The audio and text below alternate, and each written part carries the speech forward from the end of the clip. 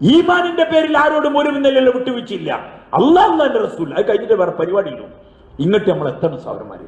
നമ്മളെല്ലാം കഴിഞ്ഞിട്ട് നമ്മളെ ദുനിയാവിന്റെ മുഴുവൻ പൂതിയും കഴിഞ്ഞ് ആൾക്കാരെല്ലാം കഴിഞ്ഞതിന് ശേഷം എന്തെങ്കിലും ബാക്കി ഉണ്ടെങ്കിൽ അള്ളാഹുവിന്റെ റസൂലിനും കൊടുക്കാന്നാണ് നമ്മളെ വിചാരെങ്കിൽ സഹോദരന്മാരെ സ്നേഹിതന്മാരെ, ആഖിറത്തിൽ എത്തുമ്പോൾ അള്ളാഹ് നമ്മളെ പഠിപ്പിക്കും. അള്ളാഹ് നമ്മളെ കാക്കുമാറാവട്ടെ. അവിടെ ഒരു ഉറച്ച തീരുമാനം എടുക്കുക. ഓരോ സുന്നത്തും കണ്ടെത്തി ജീവിതത്തിൽ കൊണ്ടുവരും. സുന്നത്ത് നമുക്കൊരു വിലയില്ല, ആണിന് വിലയില്ല, പെണ്ണിന് വിലയില്ല. നമ്മളെ ഇച്ഛക്കനുസരിച്ച് ജീവിക്കാൻ, നമുക്ക് ഇച്ഛക്കനുസരിച്ച് ജീവിക്കാൻ, എന്റെ മുഖത്തിന്റെ കോലം, എന്റെ ശരീരത്തിന്റെ കോലം, എന്റെ വസ്ത്രത്തിന്റെ കോലം തെരഞ്ഞെടുക്കാൻ എനിക്ക് എന്താ അവകാശമുള്ളത്?